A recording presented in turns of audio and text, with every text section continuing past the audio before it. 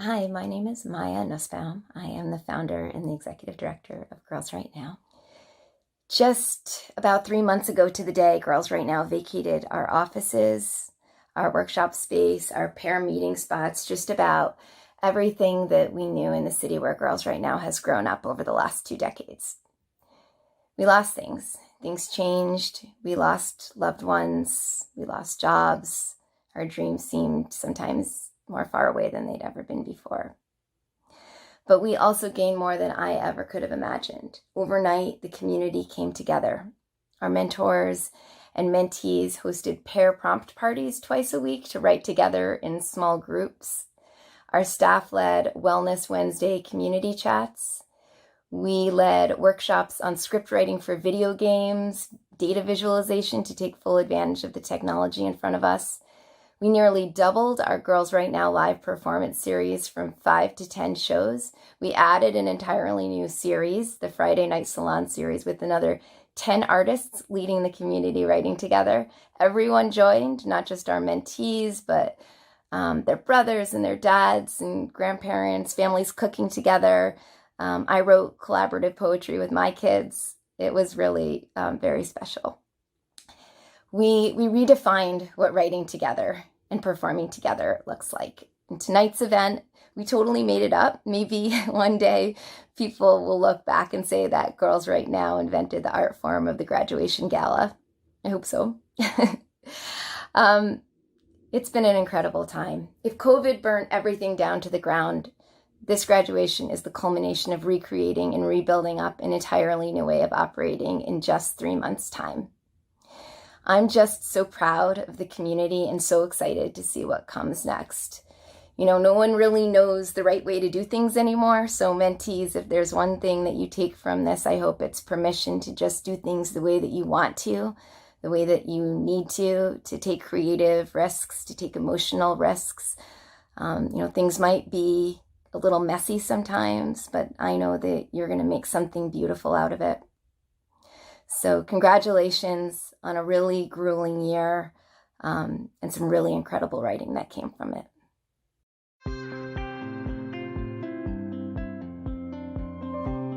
Girls Right Now is New York's first and only writing and mentoring organization for girls. You are doing the most important thing that I can imagine. Being a girl from Brooklyn and being a young black girl and not seeing so many representations of what I could be, she opened up my scope of a life that I could live. I can't think of anything I would rather be doing tonight than to be participating in a reading with such amazing mentors and mentees. Girls Right Now is doing amazing things to encourage young women to look within and see that their point of view is not only valid, but it's important and essential. There's nothing more powerful than a woman who writes.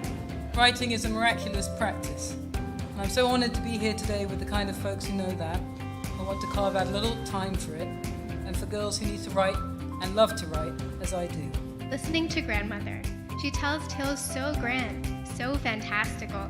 I wonder if she lived in them as well, if she conceived this world full of kings and made herself a queen. If ever someone tries to silence you, speak for you and change your story, try to make you only one thing when you know you are so much more, remember, you have your voice. Today I can say with confidence that I am a writer. As long as you're writing, no matter how long it's been or when you come back to it or how many sentences are getting down on the page, you are part of something. In that moment, realized how happy Girls Right Now made the ends of the days that I spent there. There is so much darkness surrounding us right now, but this room is full of so much light. And looking at your intelligent, beautiful faces gives me so much hope for the future. And every year, we will continue to send 100% of our seniors onto college, as we have done throughout our entire history. In that very moment, when I locked eyes with my dad, I decided that I would do whatever I can within my ability and work hard towards a better future for me and my family. Young women will help shape the movement into a just and equitable and peaceful yet forceful revolution. I'm here tonight to support Girls Right Now because there is frankly nothing more important and vital to our future than amplifying the voices of young girls. I really believe that Girls Right Now represents the future. and I am very honored to be a part of it.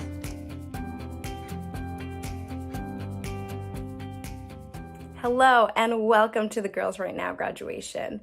My name is Ramesa and I'm a freelance writer and a former mentee in the program. I'm so thrilled and honored to be back to co-MC this graduation with the amazing author Mira Jacob. I also know how it feels because I just graduated from NYU and I'm also part of the class of 2020, so I really just want to say from the bottom of my heart, congratulations, we did it. We really deserve to be here tonight and to celebrate, even if it's not what we imagined it would be. So tonight is not only for our Girls Right Now seniors, but also for our juniors, sophomores, and freshmen who've completed the program. It's for the Girls Right Now community at large, and it's about to be amazing. You're about to hear performances from mentees that will move and inspire you. You will hear from 17 renowned, award-winning, best-selling authors who have things they want to say specifically to you. I'm Mira Jacob. I'm the author of Good Talk, and I am the 2019 Girls Right Now Agent of Change honoree. I am also a proud member of the Girls Right Now Circle. The Circle, along with our generous corporate partners and our amazing board, and all of you out there watching, make events like this possible.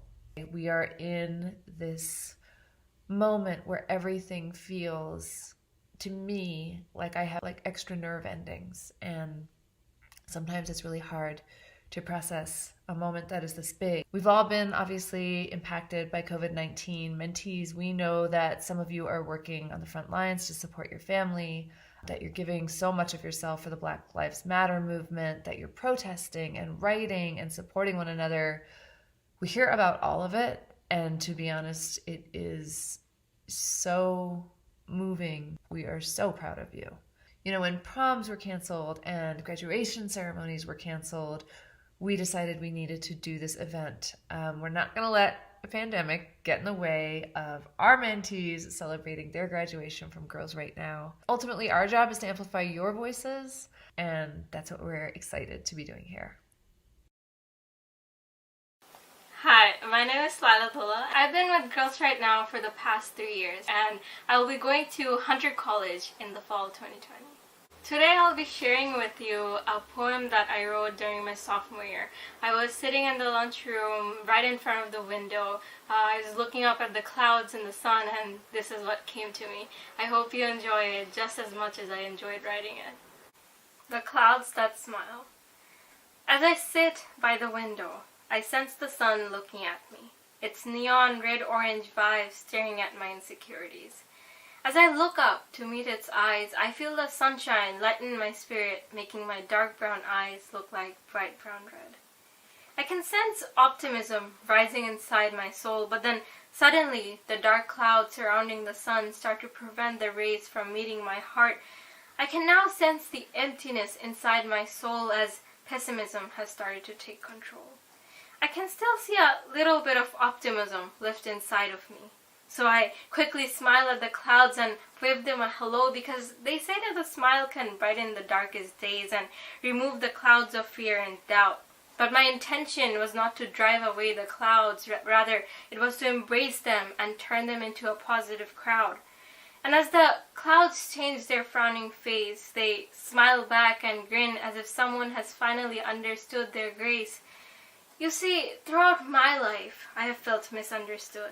At school, on the streets, or in nearby stores, the desolation inside my heart is something I cannot explain, but it's not like anyone wants to hear my pain. By now, I'm used to comforting myself, and I've learned to tell myself I'm strong.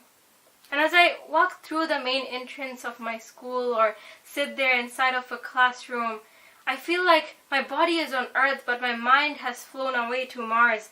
I feel judged based on my test scores and the flaming report cards that feel like a stamp classifying my future. It's as if they have the capacity to define who I am. But I've learned to follow my heart and stop letting numbers define my potential. As I walk on the streets, I feel like a burden drowning this entire universe. I pass by the lampposts and the humongous trees, feeling so little and invisible as if no one sees. I feel a sudden force pushing me onto the ground, and as I struggle to get up, no one reaches out a hand, but That is how I learned to stand up on my own. I cannot fit in with society's terms. I usually feel like an outcast. I fail to formulate a reason for the sudden increase of my heartbeat and for the tears in my eyes that are overflowing. I'm going crazy, overthinking everything. Yes, I sense the world in front of me, the roads and pathways to many opportunities, but sometimes it can be very intimidating. So I taught myself to ask questions and figure out a solution with justification. I know that we all sometimes feel that way. We all feel rejected, and all of our hearts pretend to be okay when really they're deeply wounded. So if you feel like a dark cloud is storming inside, I'm here to tell you that optimism still lies within you. So don't give up and keep moving forward and turn those dark moments of your life into beautiful lessons to learn from. And know that you can reach out to someone. We all should be here for one another. And that is the power of positivity. Within you lies humanity. Thank you. Saw me up and walking with the high sunrise. Yeah, I just wanna be alone tonight. Think of my dreams and slowly let them pass me by. 'Cause it's all too pretty to let go. It's stuck in the body's west. And I'm giving myself pity before I can give it all the rest. 2020. I'm sure you all remember the close of last year when everyone was so eager to start a new decade. There was a certain thrill even in the number 2020, perfect vision, the dawn of a new era. To quote Lila, we were all smiling at the clouds. So far, this year has delivered on its promises, but not in the ways that we imagined. As I record this message, people are taking to the streets in cities, towns, villages, hamlets, all over this country, and yes, all over the world.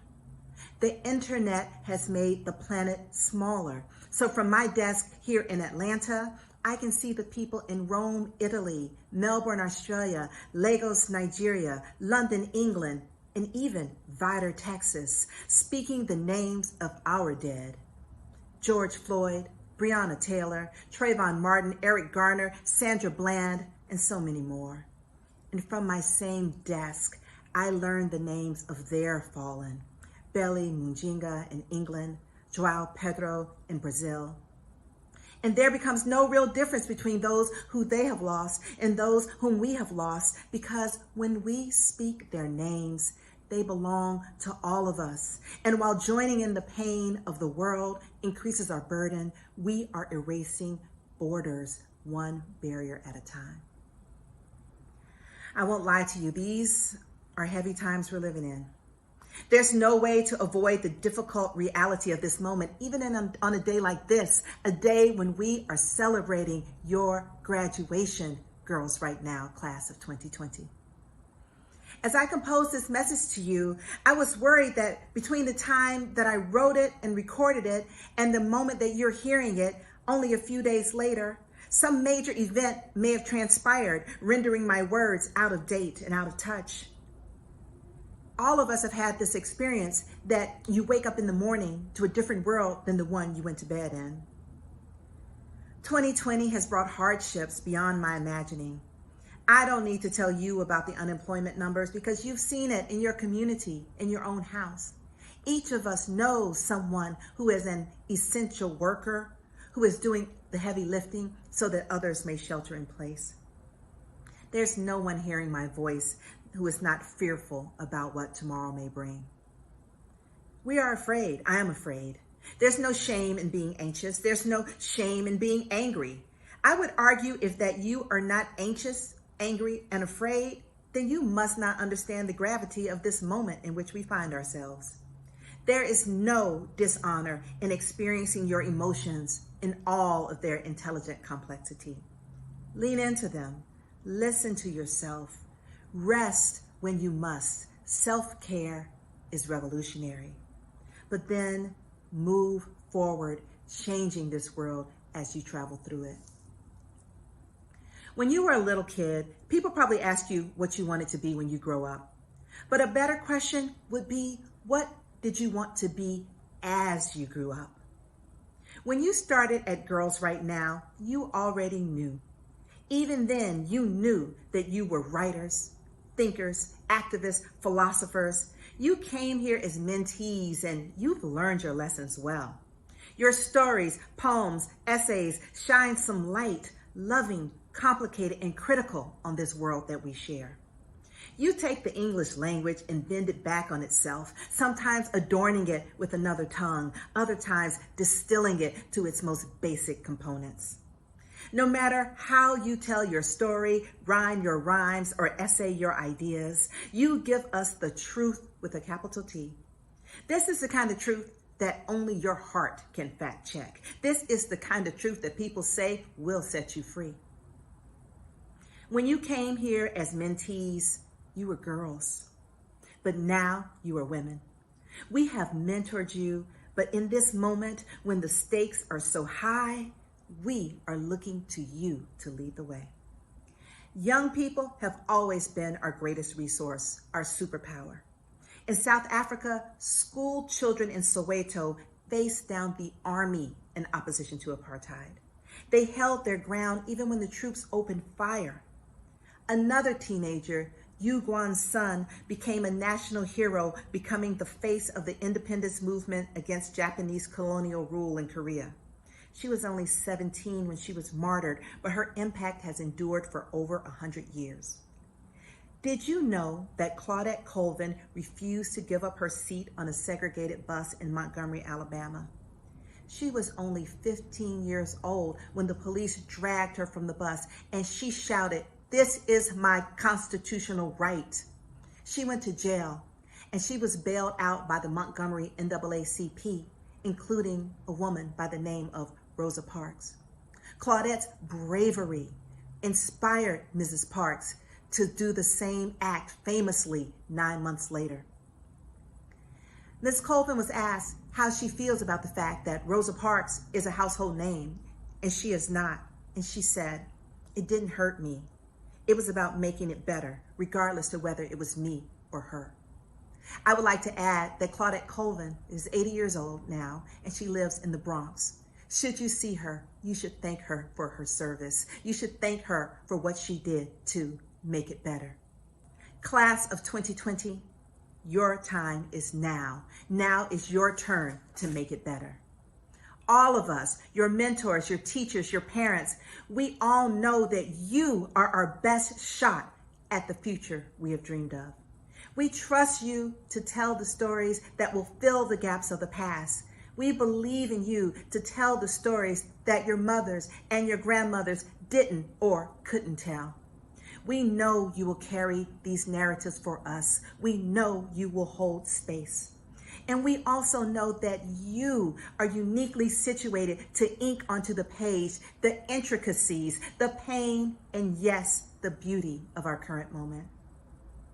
We believe in you as writers, but more than that, we believe in you as citizens of the planet. We know how brave you are on the page, and we know you are equally daring as you move through the streets. We have seen your brilliance when you approach the microphone and let your poetry ride the air. And just as important, we have seen you lift one another up. Each workshop is a community, and every class of Girls Right Now represents a whirlwind, not a potential. That's the term we used when you were girls. Now you are a mighty gale of affirmative change. You lift our spirits and our expectations.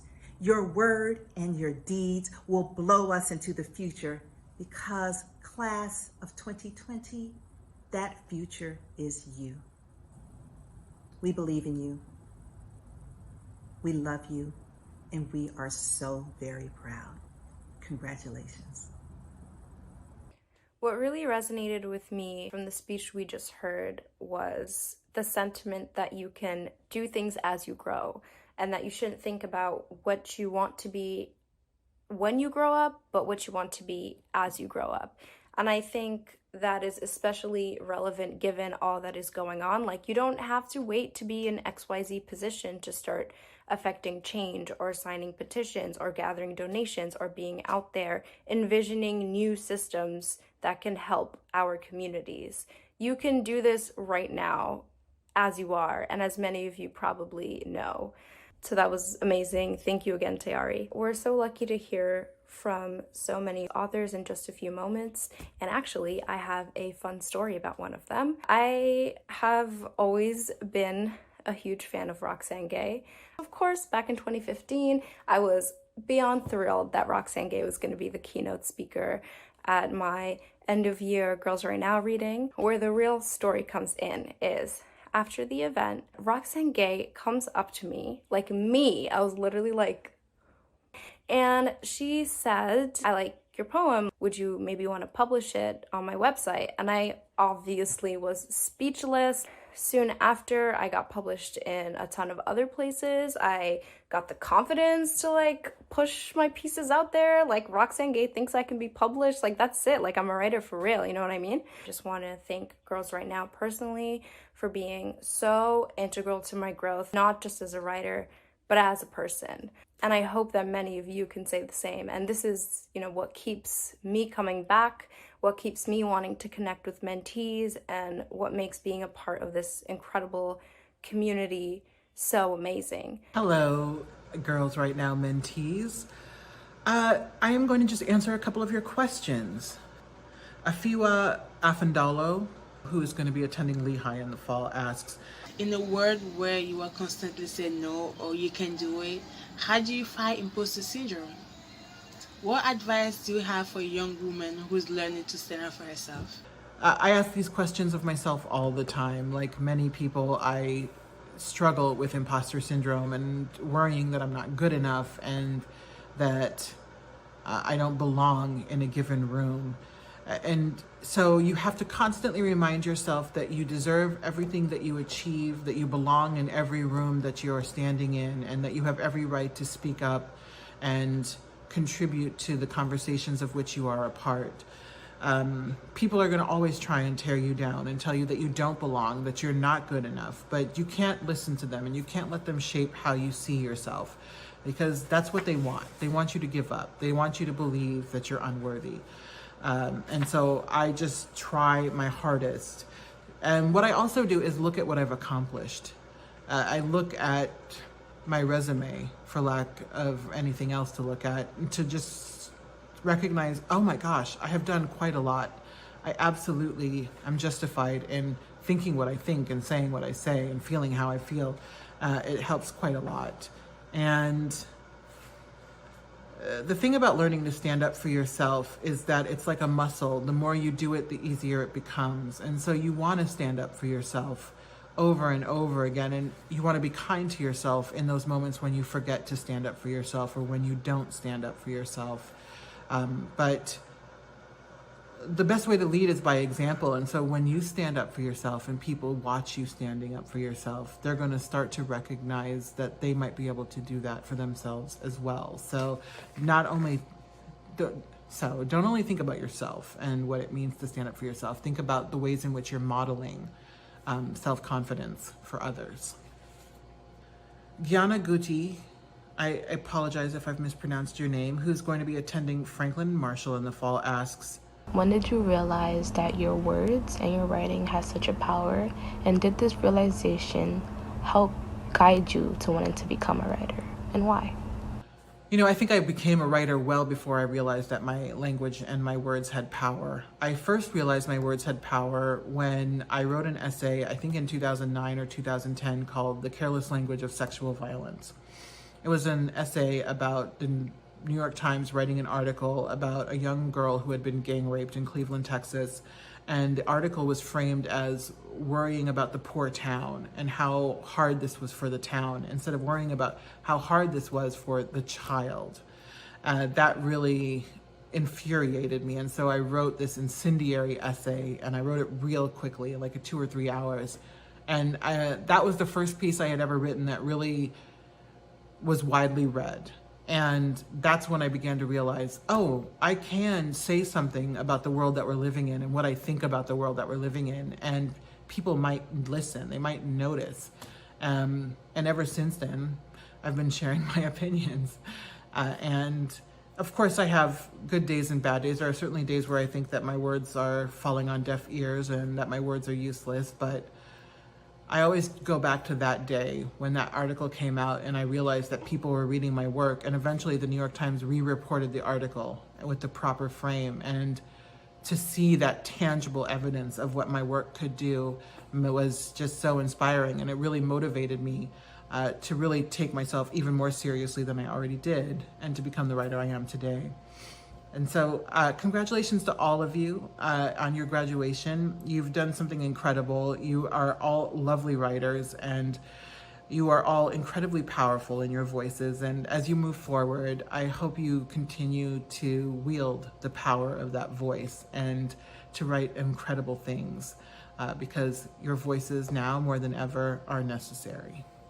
Hello, I'm Jody Cantor, and I wanted to start not just by saying happy graduation, but honestly, congratulations on the end of the craziest school year ever. Class of 2020, what a badge of honor it is to be a member of that class. You guys have faced something that I think basically no group of students has ever faced before. So I know that there is a lot of loss among students. There's so much you haven't been able to do. We haven't been able to celebrate in person tonight. I know that there are so many rituals and privileges and traditions that you were looking forward to that are gone. But I wanted to use my little minute or two with you tonight to make the case that I think there is something really good and really special about the position that you're in, which is that so many of you are in school or are going to school. Either you're continuing high school or you're going on to college or university next year. And I think that is such a great position to be in at this time, even if it isn't perfect, even if a lot of it takes place with masks on or on Zoom. And here's why. You have a shelter and a sanctuary right now. And at a time when society is asking all of the big questions and these really painful and necessary questions, it's your job to do that. It's your job to ask really hard questions. It's your job to learn. It's a job to push people who are older than you. And my hope for you is that you really take advantage of that situation. I think it's way too much to ask you to resolve everything that feels unresolved right now. But I think that this is a special time to be forging your adult self and making choices, because so much is terribly clear right now. And it's a time for priorities, and it's a time for sorting through what's important. And I hope school becomes a place for each of you to do that. So I want to leave you with one thought, which is just about the importance of your words. I really admire the work that you've done with Girls Right Now. And, you know, the last couple of years of my life have been about the idea that words and facts and women's words and women's stories really can change the world. In 2017, my reporting partner, Megan Toohey, and I broke the Harvey Weinstein story, and we thought we were just doing our jobs. We thought we were just working on a really hard newspaper story.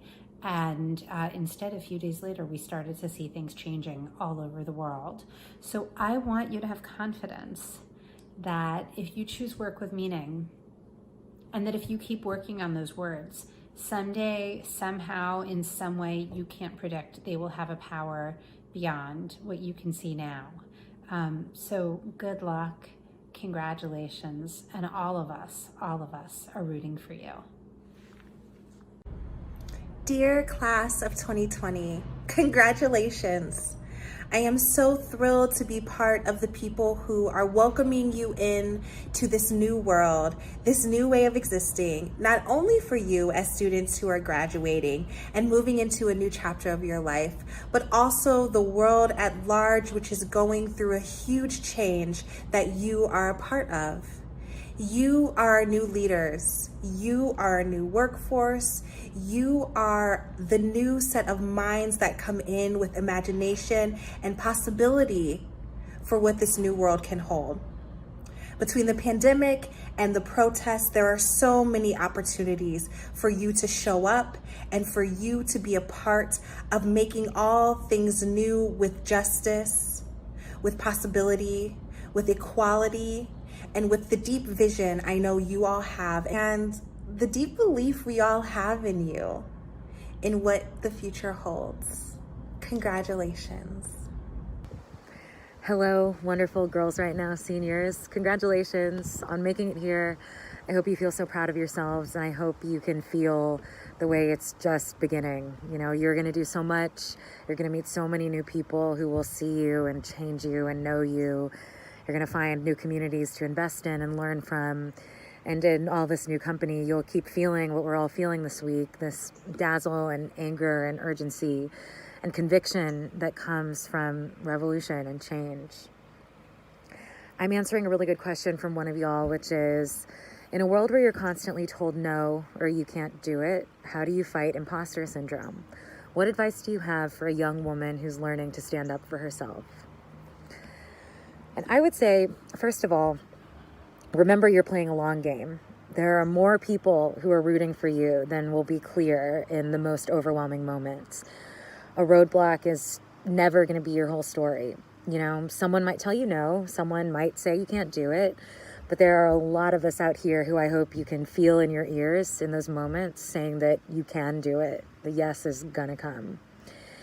And I would also say, you know, be patient with yourself. One of the most frustrating, but I think thrilling aspects of being your age, being brilliant, is that I'm sure you can feel your own potential. You can feel it every second, but you can't always access it in its fullness right away.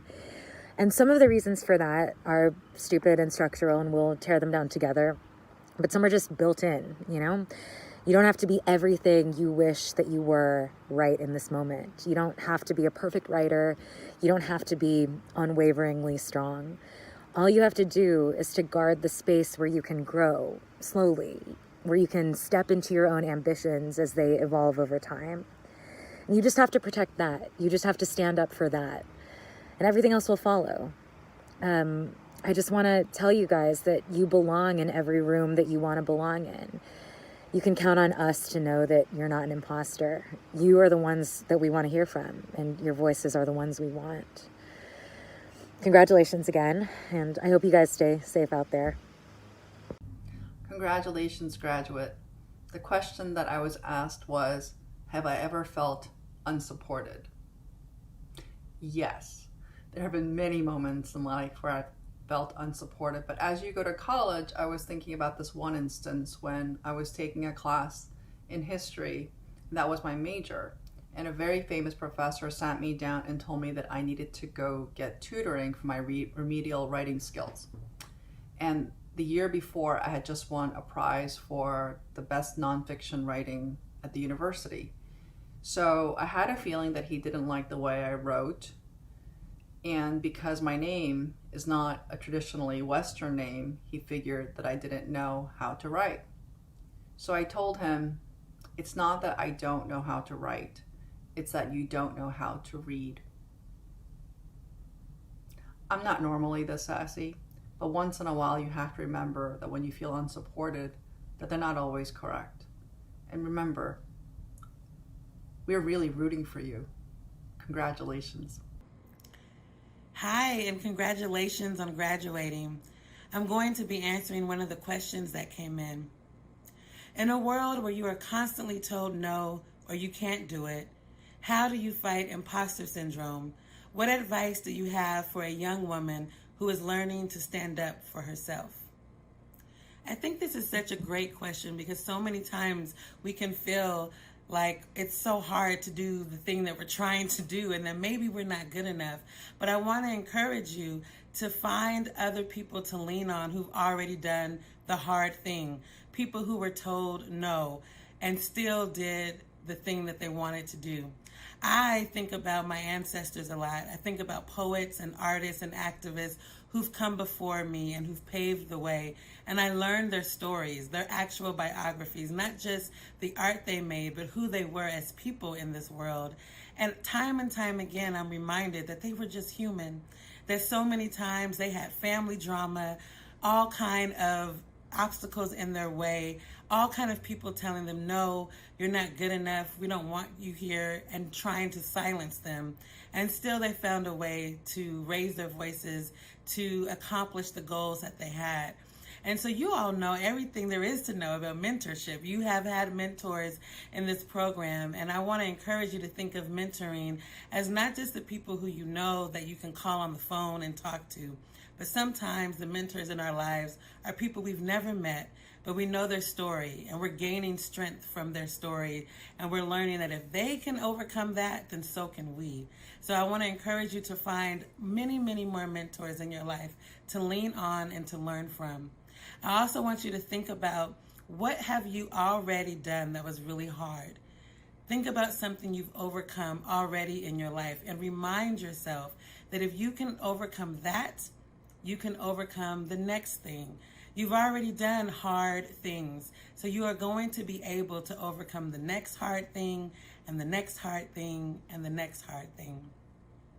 One of my favorite quotes is on my writing desk, and I look at it every day.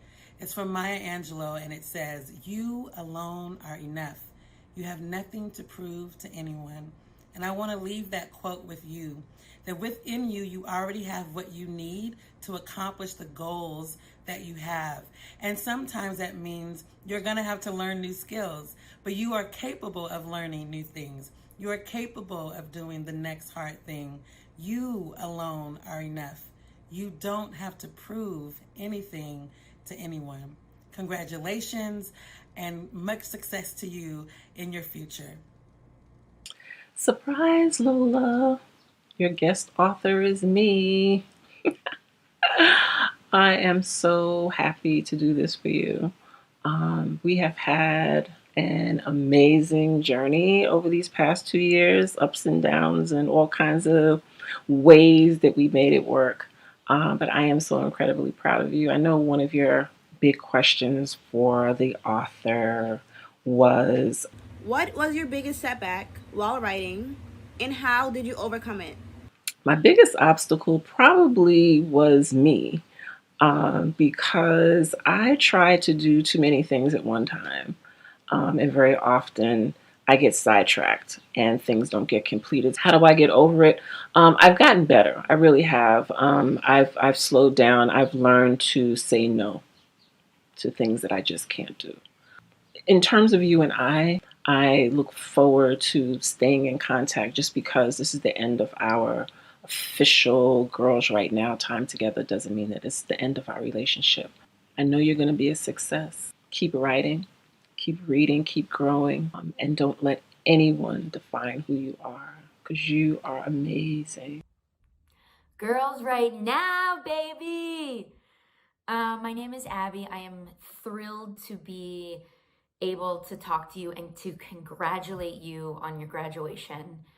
What an exciting, and I know, graduating right now is during the pandemic and during, this revolution that our country is sort of going through right now is maybe not ideal, but as writers, I think that it's really a moment to recognize your importance. And that's rad, because you guys are going out all over the world, whether it's actually to college or whether it's on those Zooms virtually, but you're going out to find yourselves more thoroughly and to experience the world and our country more thoroughly. And then you're going to write about it. And then we're all going to get to read about your experiences and about your observations in your lives, and not only know them and get to broaden our own horizons, but get to know ourselves even better. And that's the best. And I was able to see Girls Right Now in action a couple years ago when you guys honored Alana and I, which was just like this incredibly powerful night. And I felt honored, to use a the same word, but I felt so honored and just powerful to be in your presence, and get to hear so many of you read your own pieces. And then I just got to read a bunch of the more current pieces, and you guys are good. You gotta keep doing this, okay? But Girls Right Now is such an incredible organization. We have to donate to this organization right now more than ever, because it is assisting our young writers, our young women, and giving them, I can see how it's giving them the confidence to write about their points of view, and that is just what we need right now. I'm so excited, I'm gonna answer a question from, and forgive me if I'm pronouncing your name wrong, but Guyana Gitti, attending Franklin and Marshall in the fall. Okay, so here's a question. Was there ever a time in your life where you felt like something was taken away from you? And if so, how did you cope with that? I think that this has happened, numerous times, whether it's a person where you're dealing with the loss of someone in your life or my life, whether it was someone who passed away or someone who was not in my life anymore, or a career thing that was passed on or that was taken on, where my life sort of shifted in a way that at the moment sucked so hard. And I'm going to go with that way. A moment sucked so hard that you didn't really know what to do.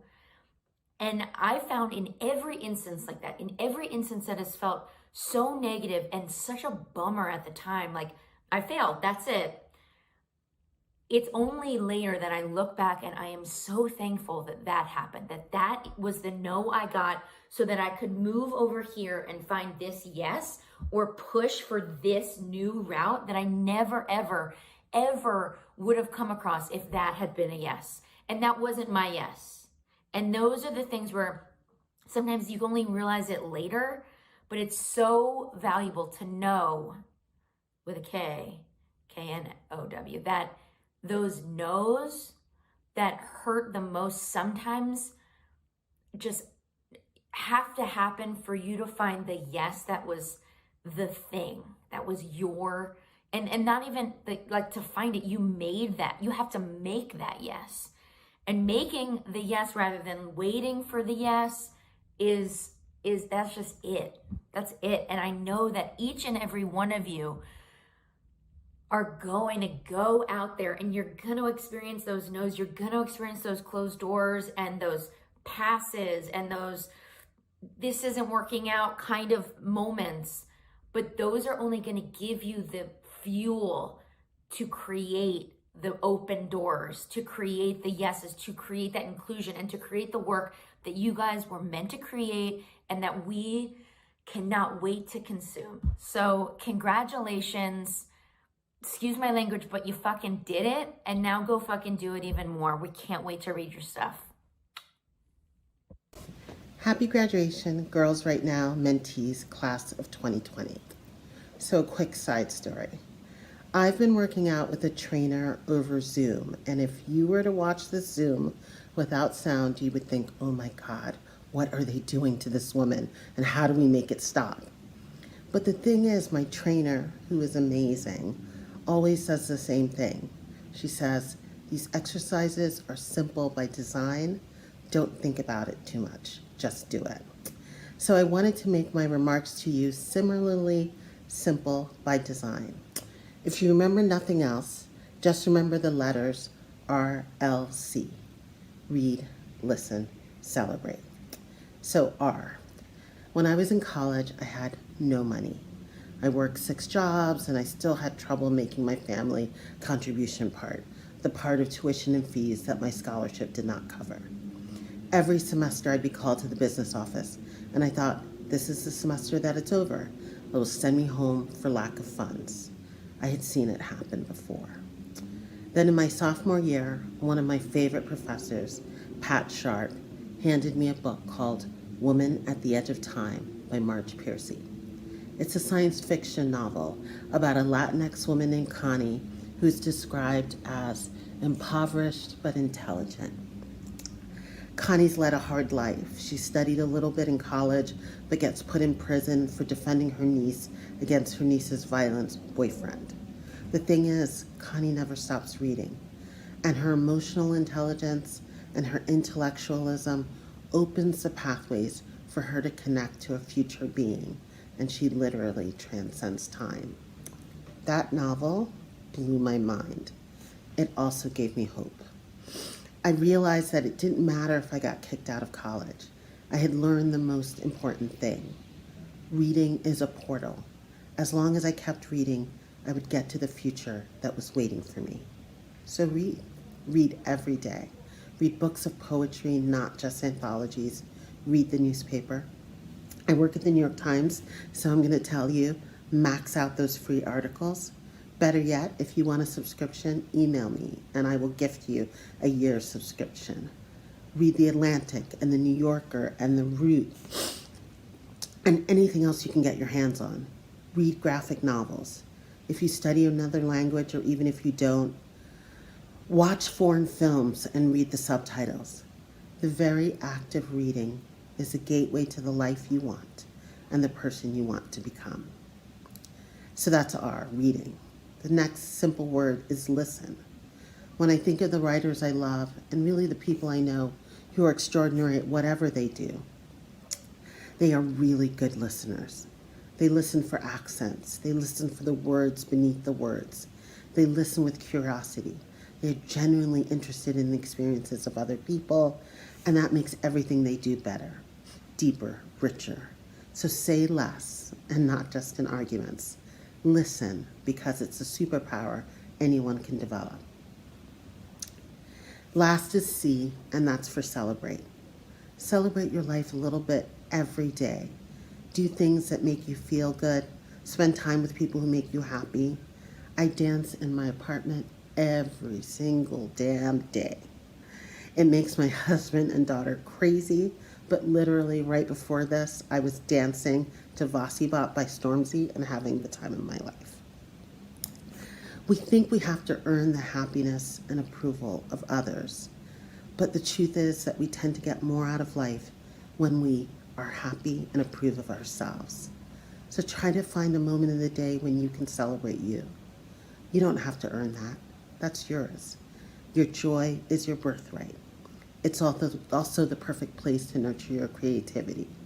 Every great thing I've ever made, be it a one-act play that brought the house down every night, or a TV script for a show that people still talk about, essays and novels and books, all began with a moment not of despair, but real joy and celebration. Should I do this? Should I make it? Yes, absolutely. I think it'll be fun. I know that this is an unbelievably trying time. So the last thing I'll say is that I hope you'll walk out of this graduation ceremony with so much swagger. The class of 2019 has nothing on you. They graduated and went to the beach. You lived through a pandemic. You are witnessing and working towards real change and social justice. You're not even 21 yet, and you're already a warrior. I applaud you.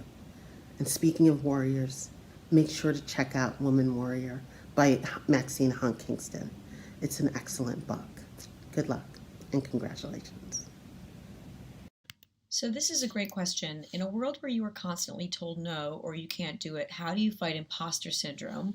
What advice do you have for a young woman who is learning to stand up for herself? I had imposter syndrome a lot of my life, and I think I still do. And I think the thing that helps me is to know that everyone else does too.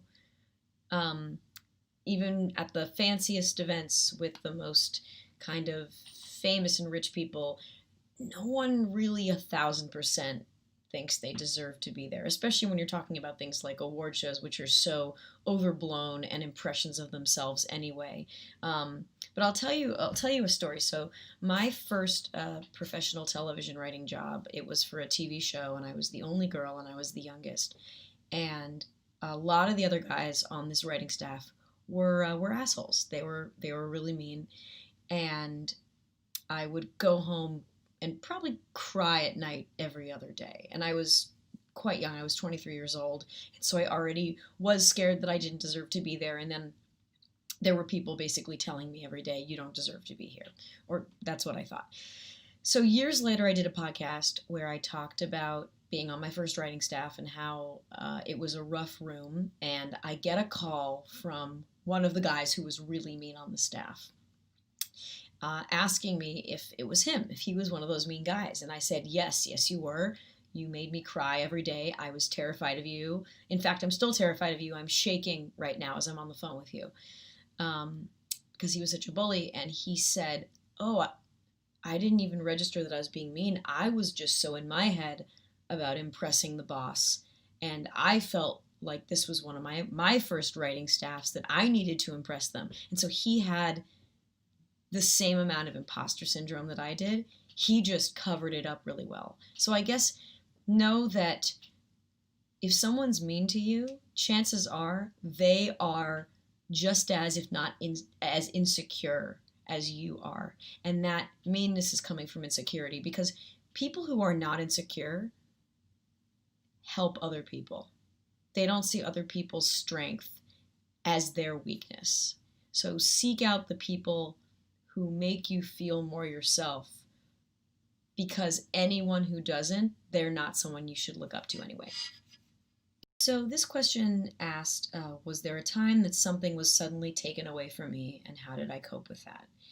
And this is an interesting question that I felt drawn to, because I'm currently in the middle of answering this question, because a couple of months ago, one of my songwriting partners passed away from COVID, and it was very sudden. It was very unexpected, and I had just given birth to my daughter when I found out he was sick, and a week later he died. And he and I were in the middle of working on a Broadway musical together, and so now I am about to come out of maternity leave and go back to some of the stuff that he and I were working on together before he died. And the answer is, all I can do is move on, but remember the lessons that this person taught me. And I was talking to my friend the other day, who's also a musician, about writing without Adam, my writing partner. And he said, my friend said, he's always going to be there with you because you learned so many lessons from him. And I did. He was a lot older than I was. He was more experienced than I was. He was a mentor in many ways. And my friend said, he's always going to kind of be there. He'll always be this phantom writing partner. And those lessons that you learned from him will never go away. And so he'll always be this kind of unspoken writing partner. And this is the first time that I'm really dealing with grief, with something that was someone that was suddenly taken away from me. And the idea of it's okay to miss them. You don't have to pretend that you never knew them or that you never met them. It's okay to be sad and just kind of picture as if they're still there. That's how to keep their memory alive. And again, I'm still in the middle of coping with this, but I think that whenever something or someone is suddenly taken away from you, what I'm learning is to accept it as a loss, but ride the wave of grief, whatever type of grief that means. If it's a person or if it's a thing, to not deny your emotions. It's healthy to feel. It's healthy to mourn the loss of something. And whatever that was taken away, it helped make you who you are, and it got you to where you were today. And so as I'm kind of learning to grieve and riding the waves of grief, that's what I've learned so far. But check back in with me in a couple years. But I hold my pride on the inside. Whoa. And wear my heart just like a target. Pray to God that I won't lose it. And hold on.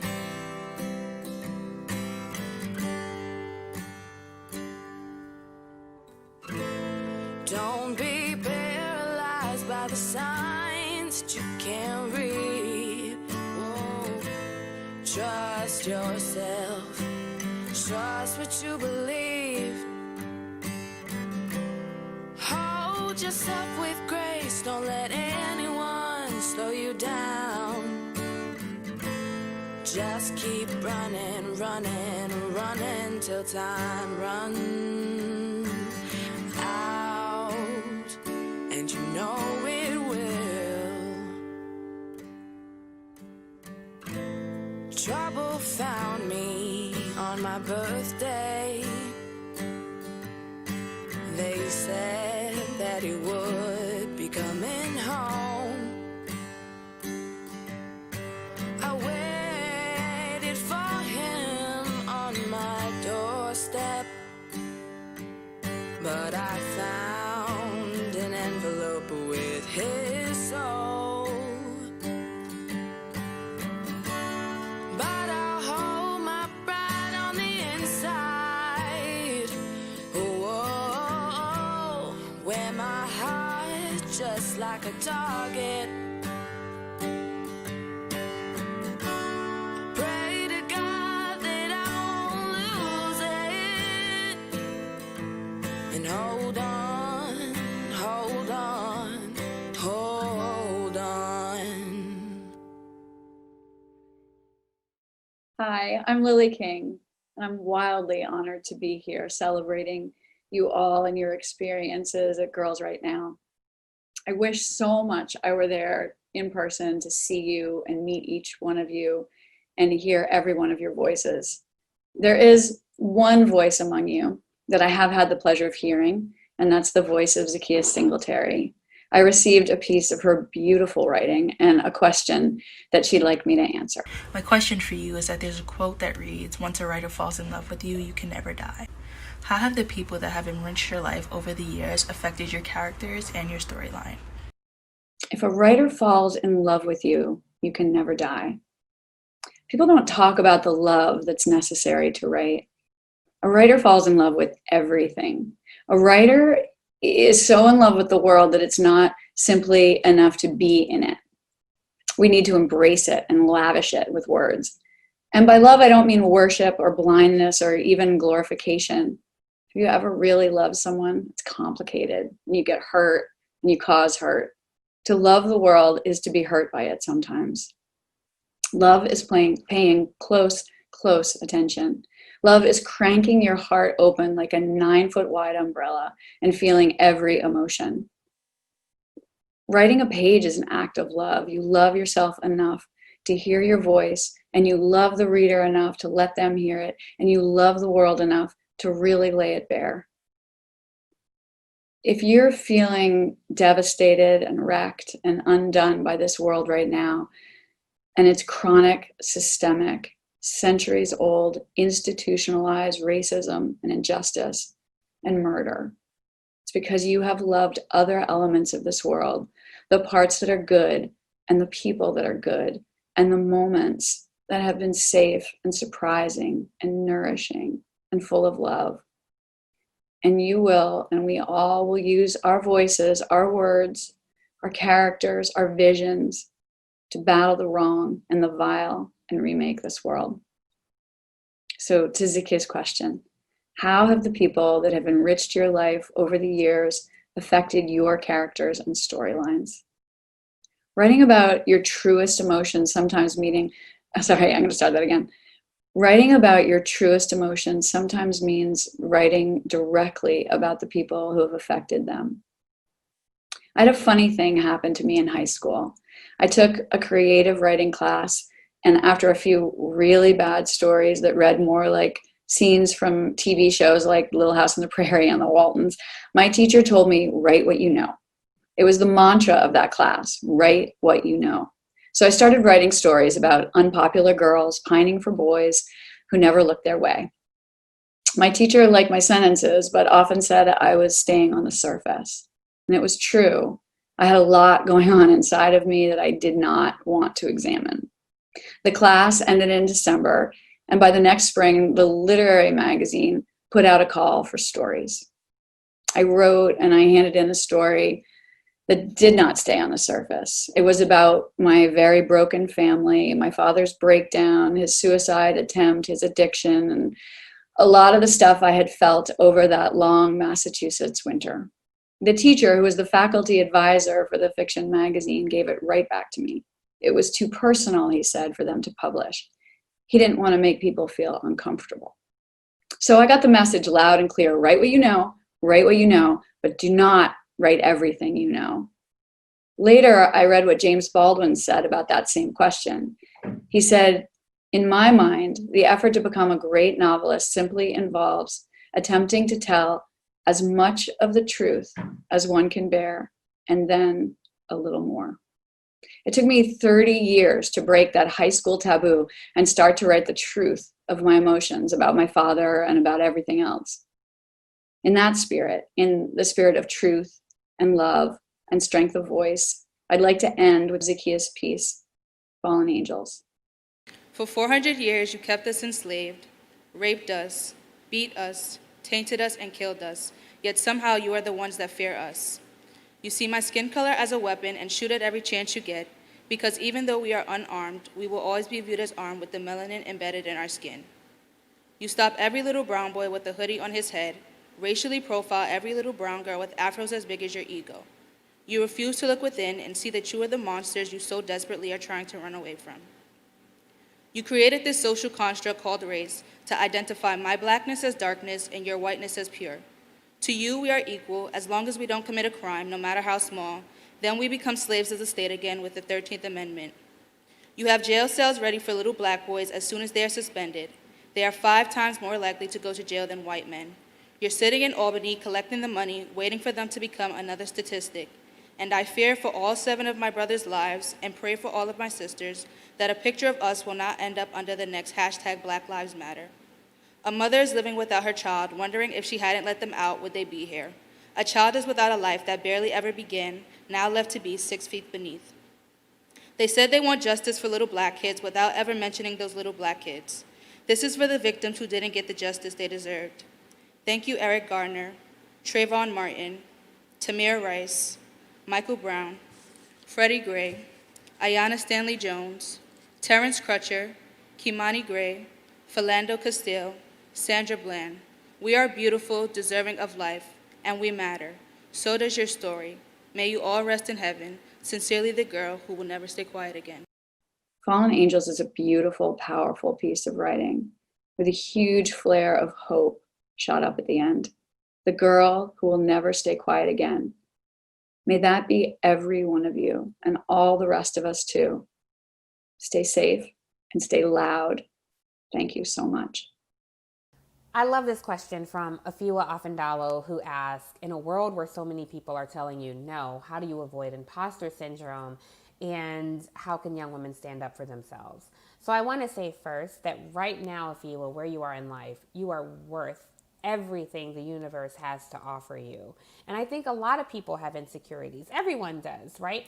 But the way these insecurities manifest themselves is to question your worth and your value, because some people can't feel good about themselves unless they question the person next to them. And you can't let those voices pierce your armor. But something that I found, even when I was finally able to quiet all those voices, the loudest voice doubting myself was me. So I had to quiet my own voice and know that I too was worthy of what the universe had to offer me. And I was determined to become too big for other people to ignore. I was determined to be so great that nobody could question where I was in life. And that's my advice to people. When you have worked hard at something, you show up in a space where you are in fact a subject matter expert, where you are confident in your words and you are generous in your knowledge, then it's really hard for someone to topple you from your rightful place, from having a seat at the table or sitting at the helm of the table. Because when you've earned that place in life and become equal to the task, the other voices that doubt you grow quieter. And so as you go on this journey, know that everyone won't have the same vision as you, and everyone won't see your vision and where you can go. And if they can't see you as an investment and not a liability, then that's not a space for you. And a no is just a first step to a yes. So when one person says no, then you move on to the next. But don't ever let it be a reflection on your skills and where you are in life. Every day, strive to be better, strive to be the best in your field. And when you show up in that space, no one can ever question you or topple you from where you are in life, and go forth with confidence and grace. And I just know that I'm going to be watching one of these videos of you giving advice to young women one day, because you are already well on your way for asking such a brilliant and timely question. Hi, my name is Angeli Morel, and I'm a third-year mentee at Girls Right Now, and I will be attending Cornell University this fall. The name of my piece is Letter to You, Letter to Me. Dear females, this letter is for me and you. You should know the world is not a fair place. In our society, women are looked as inferior to men. In order to get ahead, we have to run when men walk. We are constantly silenced, underrepresented, and disregarded. As a junior in high school, I believed that if I worked hard, I could do anything. But then, I ran for president of the student council. Even though I had all the votes and met the criteria, my principal gave the position to a male underclassman who did not run for president. That's when I recognized the ridiculous hurdles I would have to overcome because of my intersectional identities as a woman of color.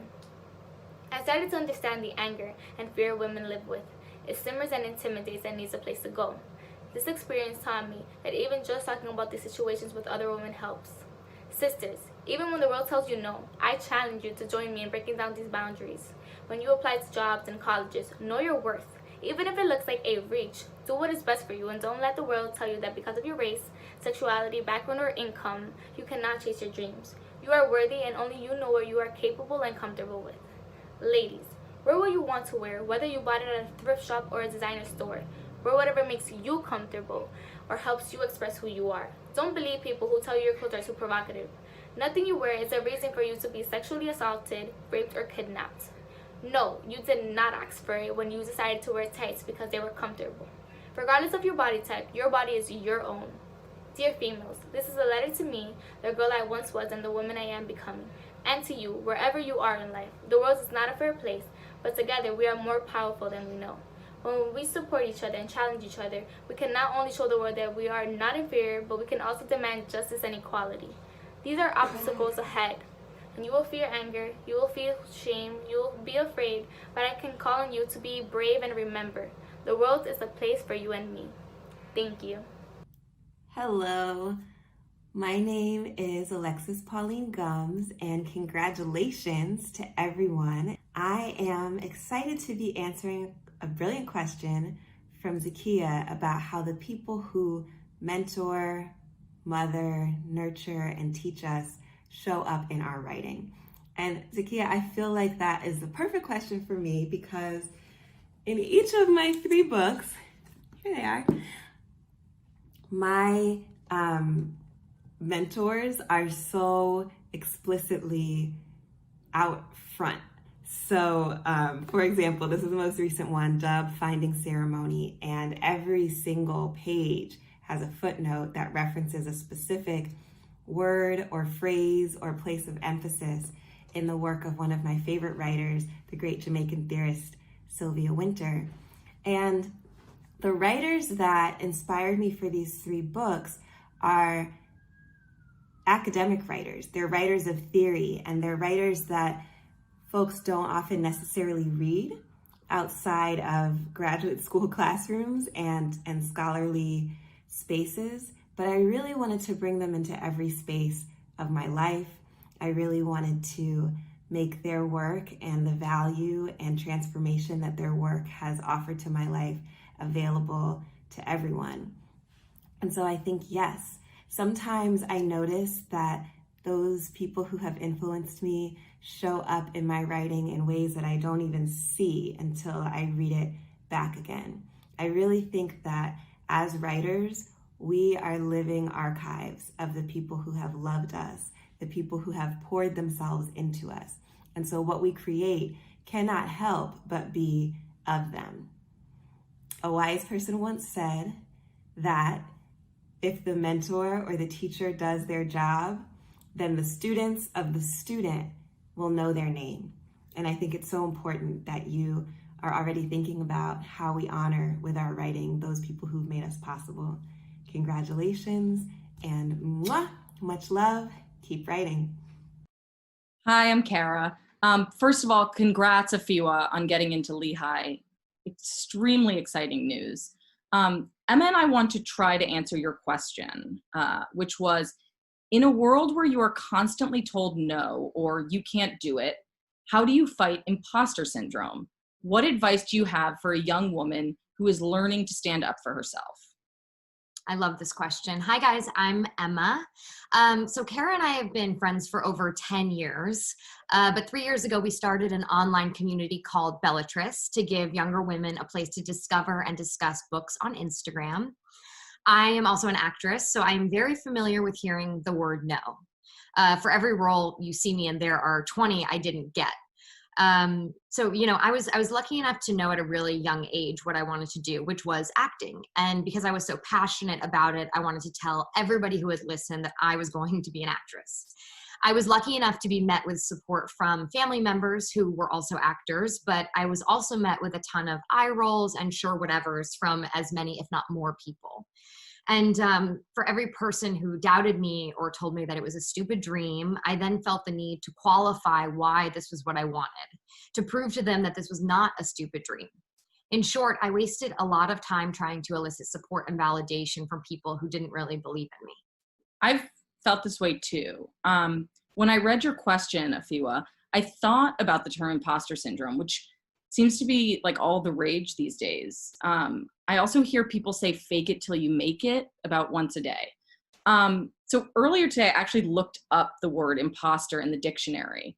An imposter is a person that assumes a false identity for the purpose of deception. And what sticks out for me in that definition is for the purpose of deception.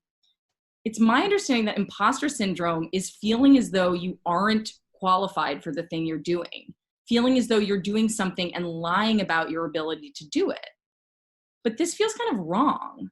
Most people who suffer from imposter syndrome are, one, not trying to deceive anyone, and two, usually overqualified. So I kind of think we should put an end to using the term imposter syndrome when we talk about ourselves. We aren't lying. We know exactly what we're doing, and we need other people to see us this way.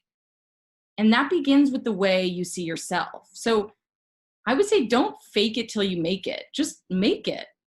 Right? I love that so much. Yeah, I mean, look, when you're young, I mean, really at any age, you can feel as though you have to over-explain your goals and your qualifications to everybody. This is what I want to do. This is why, and this is why I'm qualified. And I didn't realize until my mid-20s, and even still have to check myself on this, that I don't need permission to have dreams and desires. So I guess I'm here to tell you that you don't need permission from anybody to have dreams and achieve them.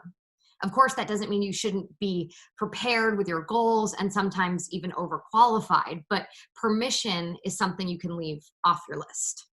So our advice to you is to resist the urge to seek external validation and instead just kind of rest easy knowing that the only endorsement you need is your own. Yeah. Congratulations, you guys, to all the future writers, poets, novelists, and whatever else you may become. We cannot wait to see what you do next. Bye. Bye. Hey ladies, congratulations on graduating. I'm so excited for you. We need you.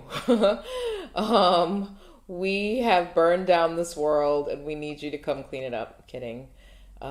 We are here to help you do the work because we can't do it alone and because you guys have so much energy. You're not jaded and you have fresh ideas. I remember just being able to be with you guys in person. Remember when we did that? Remember when we met in person? And just hearing your brilliance, like no exaggeration, no blowing your guys' heads up. You were so impressive, each of you. I mean, the depth that you showed with your work was so encouraging to know that you are the ones that are carrying the baton forward. And so I just want to thank you for your energy, for your optimism, for believing that things don't have to remain the same. This life is all about kind of building on top of what the people before us have done and getting that energy when you are in the position of a mentor, being reminded that things don't have to stay the same, being reminded that you were once young and you once had, you know, that kind of boundless energy to keep fighting. We're able to partner together in keeping the story moving forward, the story of humanity, the story of our lives, your stories. I think I started as a mentor in 2004, and I was a mentor for 4 years. I had 4 mentees. It's been one of the most amazing experiences of my life, because it really just taught me the importance of slowing down and just taking time to be with people. I think that Maya started this organization because, you know, writing can be such a lonely endeavor. And she wanted to create a community. And I definitely felt that I needed that. I know I keep in touch as best I can with my former mentees, and I know that your mentors would welcome you getting in touch with them at any point in your lives. And then again, it's a community. So, you know, there are other mentors that maybe you didn't work with directly that are there for you. The organization is there for you. The organization has been there for me as a mentor. I continue to be in community with many of the former mentors. So I just want you to know that we're still here. We're still with you. And we're so excited for you and so proud of you. So keep writing, keep telling stories, and keep letting us know how we can support you. Love you guys, and congratulations again. My mentor, Robin, who probably hates/loves that when I shout her out, is still like one of the most special people in my life. I literally called her 2 nights ago to like talk about like reality television and, you know, Black Lives Matter and, I don't know, dating, just like everything, you know? And I feel so lucky to have her during this time especially. Hi, my name is Gala Reed. I have been a mentee since 2019, and hands down, the Girls Right Now program experience is the best one that I have ever had.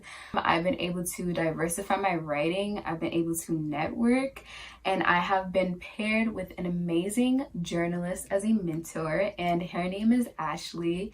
And she's really just played such a big and important role in making my piece what it is today. So my piece is actually entitled A Letter to My Natural Hair. Although this was at once a personal piece, I feel like now it is something that should be shared with the world, because the more that I view my video, the more that I read it over again, I see how empowering this can be to all girls with natural hair across the world. And I just want to thank the Girls Right Now team for showing so much love and support regarding my piece. And I also want to thank Ashley for giving me the idea of adding audio and visual to it, which I never would have done before if she hadn't suggested it. Dedicated to My Natural Hair by Jayola Reed. I love you. Every kinky curl, the deep brown color, your style ability. So many people wish you're on their heads. There are wigs, weaves, and extensions that mimic your look. I am glad to be naturally born with you. I am so glad to be natural. I apologize for any time I tried to change you. No reason for you to be relaxed. You are perfect in your natural 4C state. You are strong and thick. Break combs and reject a boy from trying to run his fingers through you. You give me arm strength and teach me patience. Your shrinkage is a part of you, and I accept it. Ignore those who call you nappy, for they do not know what good hair is. They will admire, but they have no right to touch the art.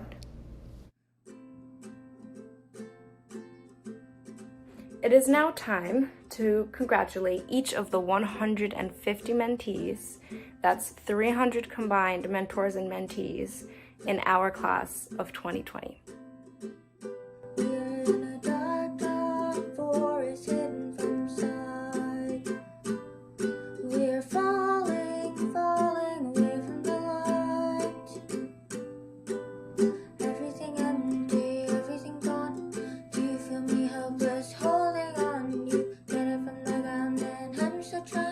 Slipping through my fingers and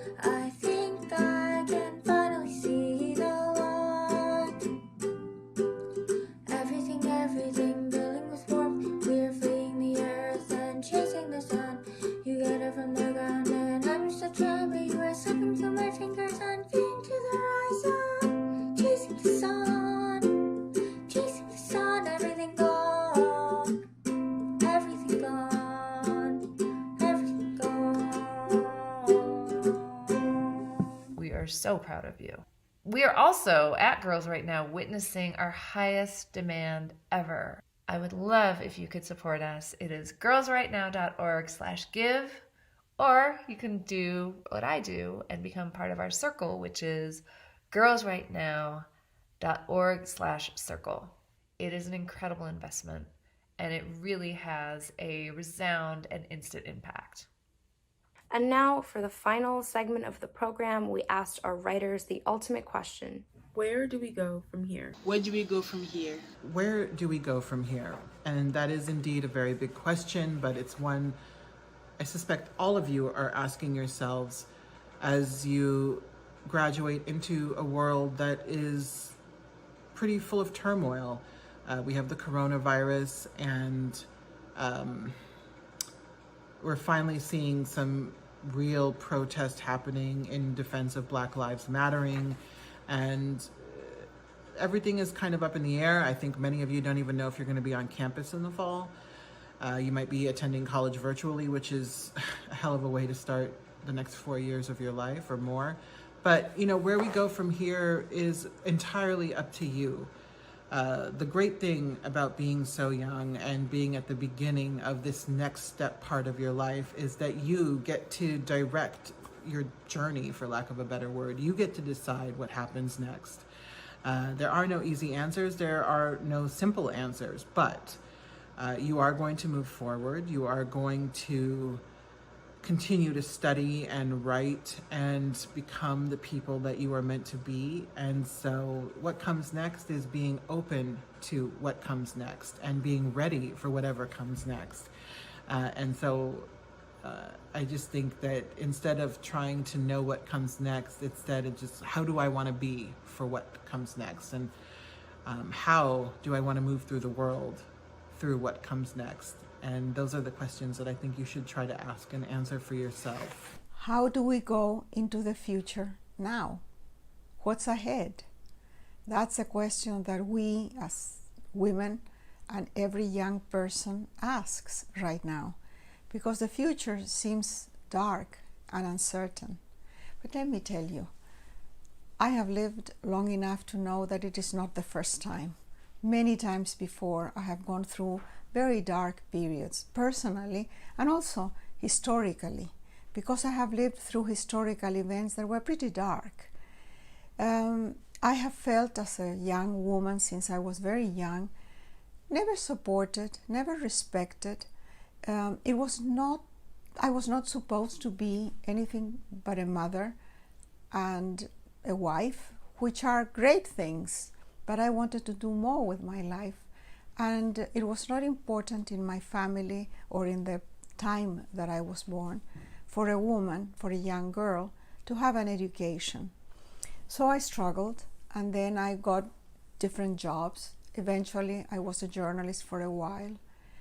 And then I was already married with 2 children. We had a military coup in Chile. You have no idea what a military coup can be.